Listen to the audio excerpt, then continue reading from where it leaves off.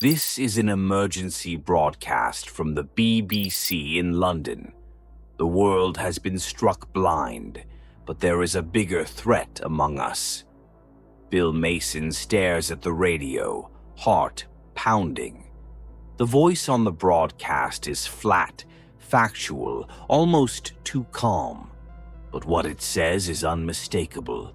It confirms what Bill already fears. The world hasn't just gone dark, it's gone blind. And in this new darkness, something ancient and engineered is moving, feeding, spreading. Triffids. The nightmare began decades ago, in a jungle no one dared name. In the late 1970s, a woman crawled through thick vines, her clothes shredded, her face marked by deep scratches and venom burns. She was a scientist, a mother. She had spent her life studying a new breed of plant, genetically engineered to produce a powerful oil that could replace fossil fuels.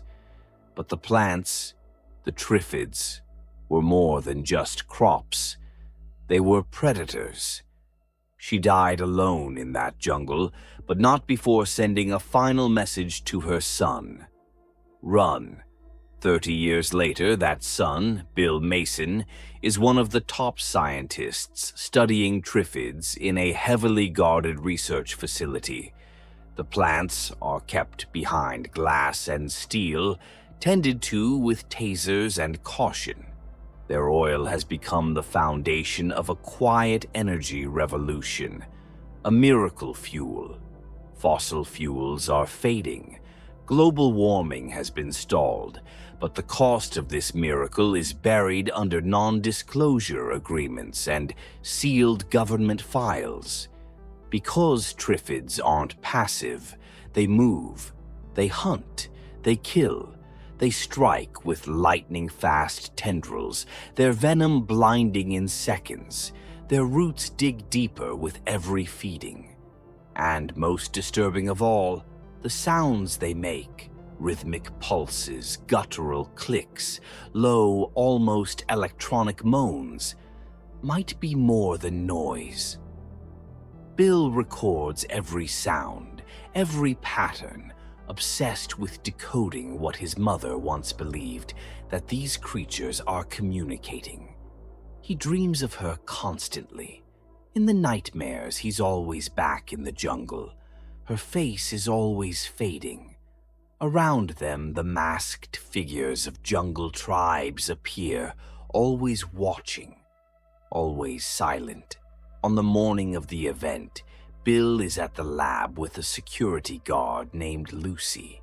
He's noting the pulse rhythms of a mature Triffid when a man bursts in, Walter, an anti-biofuel activist who believes the public has a right to know the truth about the Triffids. He attacks Lucy from behind. Her goggles fly off. She screams. The Triffids hiss, stirred by the sudden violence. Bill runs in, throws his goggles to Lucy, and grabs the taser. He zaps Walter before he can do more damage, but the commotion draws the Triffids closer. One lashes out, a strike. Bill is hit across the face, vision gone, blinding pain. Lucy hauls him to a hospital. Doctors act fast, injecting anti-venom and wrapping his eyes. They can't promise recovery. They'll know in 24 hours. That night, the sky lights up. A solar flare, a rare, stunning event. The media assures the public there's nothing to worry about. Scientists say it will disrupt satellites, nothing more. But they're wrong. The flare is massive, brighter than anything predicted. It cuts through the atmosphere like a blade. Technology fails, satellites fry, and anyone who looks at it, even for a second, loses their sight forever. Bill lies in a hospital bed, his eyes covered, unaware of the chaos unfolding outside. When he finally removes the bandages the next morning, light floods back into his eyes. It's blurry, but he can see. He stumbles out of his room to find panic. Nurses crashing into walls, patients screaming, sirens that never stop. The city has gone blind. He demands answers. A doctor, struggling to keep calm, tells him the truth. The flare has left most of the world sightless. Blind pilots, blind drivers, blind police, blind children. The world ended while he slept. Bill's first thought is the lab. No one will be watching the Triffids now. He runs through a city crumbling into madness. He sees looters, broken storefronts, people crying out for help, others exploiting the confusion. And among the chaos, silence. A wrong kind of silence, the kind that listens back. Flashbacks play like echoes. In the lab during the flare, Walter notices the brightness in the sky and covers his face. Everyone else, including Lucy, stares up and goes blind. Walter doesn't waste time. He unlocks the cages. The Triffids spill out. Somewhere above the earth, on a commercial flight, a man named Torrance sleeps with an eye mask on. When the flare hits, the pilots and passengers go blind. The plane dives. Torrance locks himself in the bathroom and inflates every life vest he can find. The crash should have killed him. It doesn't.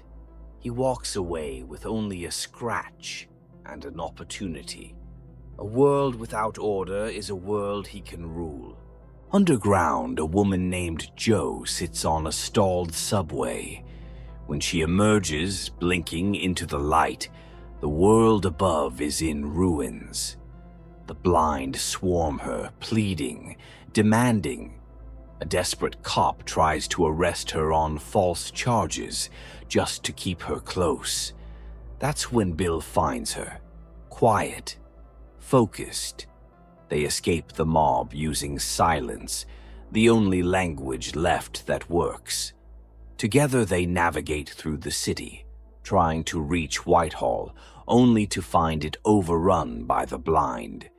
Security there responds with force, not reason. With no help in sight, Bill makes a choice. Go back to the lab. Jo refuses to let him go alone. What they find there changes everything. The Triffids are gone. Security is dead.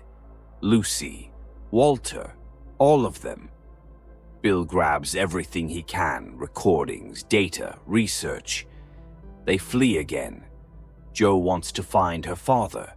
They drive through rural towns, only to find her father's body being dragged away by plants. She breaks. Bill pulls her back. They run again. London waits. They reach the BBC and hijack the emergency broadcast. "This is an emergency transmission," Jo says, her voice shaking but steady. "The Triffids are loose. They eat flesh. They are coming to the cities. Do not let them near you." Bill adds the only thing he knows for sure. "They're smarter than we ever believed." The signal crackles. The screen goes black. The world listens. The hunt begins.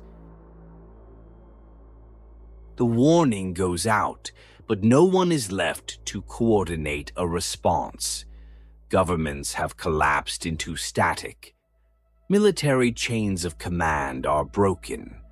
The blind shuffle through streets and highways like ghosts, calling out for help that isn't coming. And somewhere in the middle of this chaos, people begin to choose sides or take power. Bill and Jo flee the BBC building and head north through a city tearing itself apart. Buildings burn in the distance. The screams have started to fade. What's left is worse, a heavy silence punctuated by rustling brush and the wet drag of roots on pavement. They stick to alleys and back roads, avoiding the masses of blind survivors who now wander in desperation, or worse, turn to violence. They see signs in the night, red flares arcing through the sky, a signal, a gathering of the sighted. Somewhere out there, someone still has a plan. They move toward the light. On the way, they run into a familiar face, Torrance. Now armed and smug, he loots an abandoned military vehicle, taking weapons and supplies. He recognizes Joe and Bill and casually offers to team up, claims strength in numbers.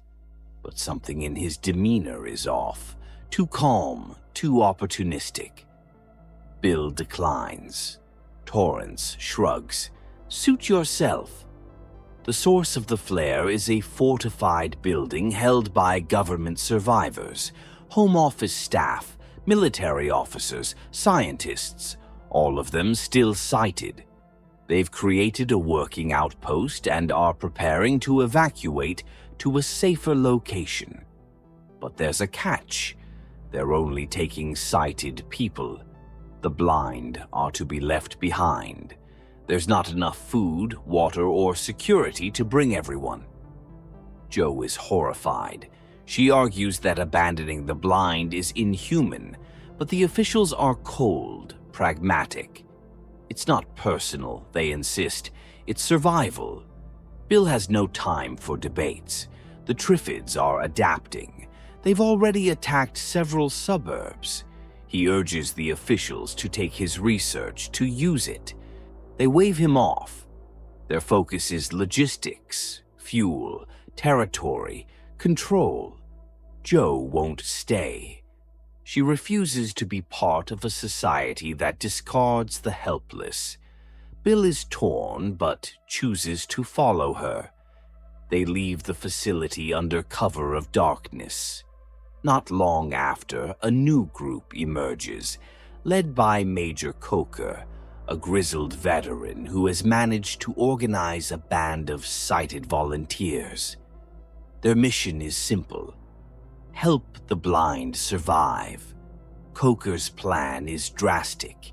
He and his group storm the Home Office compound, capturing all the sighted and handcuffing them to blind civilians. Every sighted person must now care for someone, a forced morality play in a dying world. Joe ends up paired with Hilda, Torrance's secretary. Bill is shackled to an old mechanic. Coker believes this will create empathy. Bill calls it dangerous idealism. Torrance shows up again, this time offering to help. He hands over the weapons he stole and is welcomed by Coker. With guns and muscle, Coker's authority solidifies. But something changes. After a supply run turns into a Triffid ambush, leaving several dead, including Hilda, Coker realizes the threat is worse than he thought. He releases the sighted from their handcuffs. The experiment is over. Bill becomes his advisor. Joe, disillusioned by the chaos and death, wants to leave and find somewhere safe. But before they can make a move, Torrance strikes. He's not interested in rescue missions. He wants control. When Joe refuses to be his propaganda voice, he manipulates her, telling her Coker has requested she begin a radio broadcast. While she's occupied, Torrance sends men to dispose of Bill and Coker in the forest, making it look like a Triffid attack. Torrance tells Joe Bill is dead and gives her his belongings, including the Triffid sound recorder. Grieving and unsure, she continues broadcasting, urging survivors to join what she doesn't realize is now his movement. In the forest, Bill and Coker fight back. Torrance's men underestimate how fast the Triffids respond to their own calls. The plants arrive quickly, ripping apart the ambush team. Bill and Coker barely escape, but not without cost. Coker is sprayed in the eyes by Triffid venom. Bill loses the recorder during the chaos. They find shelter in a church run by a woman named Mother Durant. She claims the Triffids avoid the church because it is holy ground. Bill is skeptical, but they're exhausted and out of options. Coker chooses to stay and recover. Bill pushes on alone. On the road, Bill discovers the truth about Durant's sanctuary. The church isn't protected by miracles, it's protected by sacrifice. Durant has been offering victims to the Triffids in exchange for safety. Bill races back, exposes the practice, and the congregation turns on her. They put Coker in charge. Bill says goodbye and continues his mission. Back in the city, Joe begins to see cracks in Torrance's empire. His followers treat him like a warlord. They build walls, hoard weapons, and follow orders without question. Suspicious, she confronts a young soldier named Troy, who admits there's no proof Bill is dead. All they have is his recorder. That night, Joe sneaks into Torrance's office and steals it. Bill finds Susan and Imogen, two young girls who survived a Triffid attack and now travel alone. He gains their trust and agrees to take them with him. Then, in a miraculous twist of fate, they cross paths with Dr. Mason, Bill's father. The reunion is strained. The past is heavy. Mason is holed up in a fortified compound, surrounded by electric fences, and working on a biological solution, a sterile breed of Triffid that can end the species by sabotaging their reproductive cycle. To do that, he needs a male Triffid's pollen. Bill promises to get it. Susan secretly follows him on the dangerous mission. At the lab, Bill uses recorded Triffid sounds to lure one out. Susan is grabbed. Bill hesitates, afraid of shooting her. He charges the creature instead, beating it down with raw fury. They return with the Triffid's head. Mason begins his work. That night, Triffids around the world begin to spore. Torrance, worried, sends Troy to retrieve Bill's notes. But hope arrives from the sky. A plane drops pamphlets. A survivor colony exists on the Isle of Wight. A possible future, a safe zone. Plans form quickly. The colony might be their only chance. They'll go there once the new sterile Triffid is ready. Then everything collapses again. Torrance finds them. He kidnaps Susan and Imogen and leaves an ultimatum. Solve the Triffid problem in 24 hours, or the girls die. Bill is locked in a room with Joe and the children. The clock ticks. He combs through research, theories, everything. But nothing works. Time is running out. The only path forward is escape. He crafts a desperate plan. Joe will use the recorder to draw the Triffids. They'll move through the chaos while Torrance and his men are distracted. That night, Torrance cuts the power to the fences. The Triffids swarm. Troy is ordered to kill Bill, but refuses. Instead, he helps them escape. In the fight, Troy is shot. Torrance tries to stop them. Bill stuns him. Surrounded by Triffids, Bill remembers the mask. The one from his dreams. His mother's mask. The trick she taught him. If you pour Triffid venom into your eyes while wearing the mask, the plants won't attack. They'll think you're one of them. He does it. To himself, Joe. The girls. It works. They walk through the horde untouched. Torrance tries to follow. The Triffids tear him apart. Joe, Bill, Susan, and Imogen don't look back.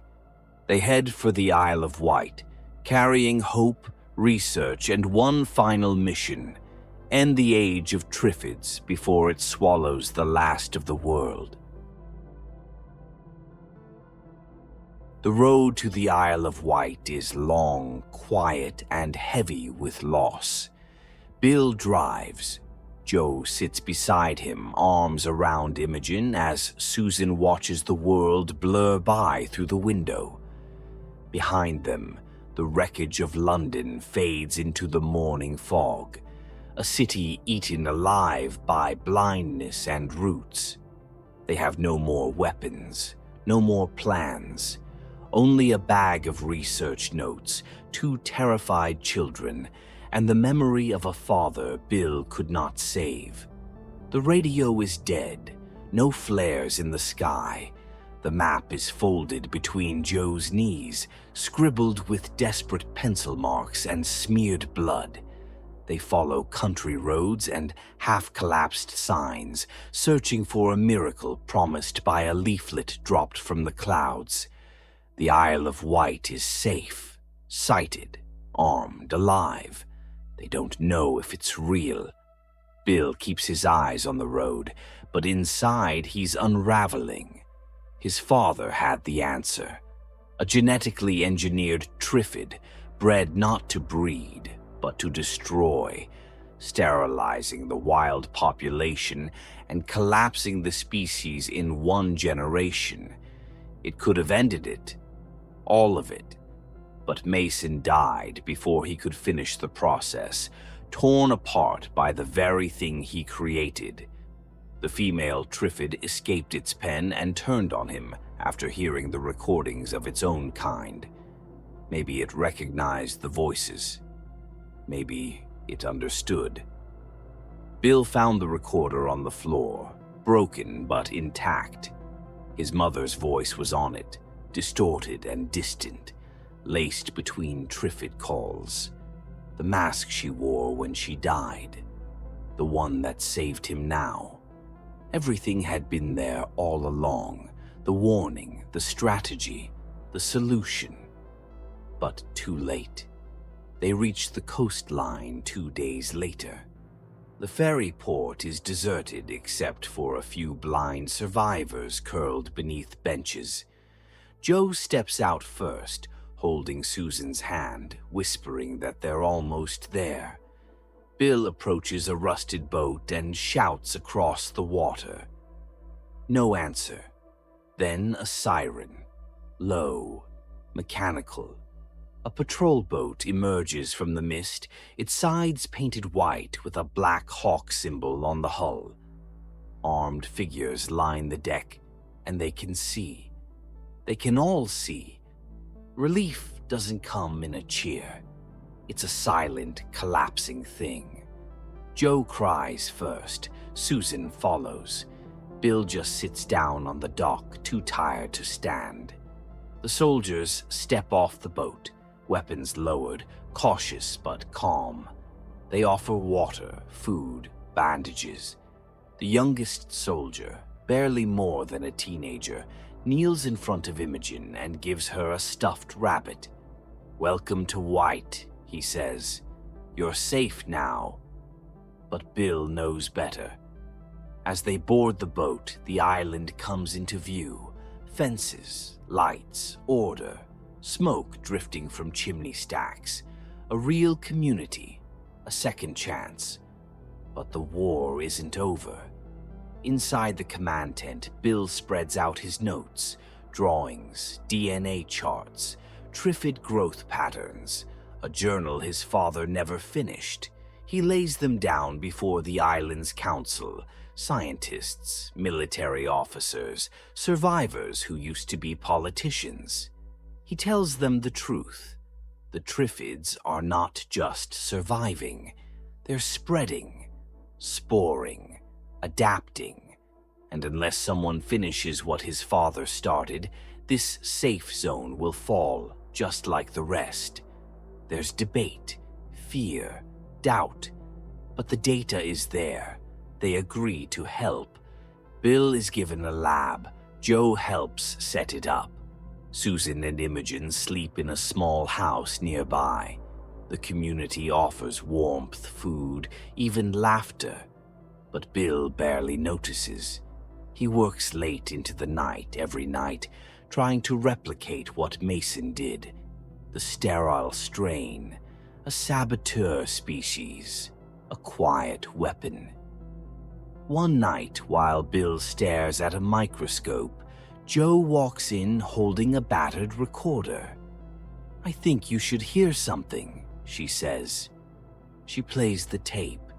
It's his mother's voice again, clearer this time, describing her theory about the masks, about the Triffids, about the venom.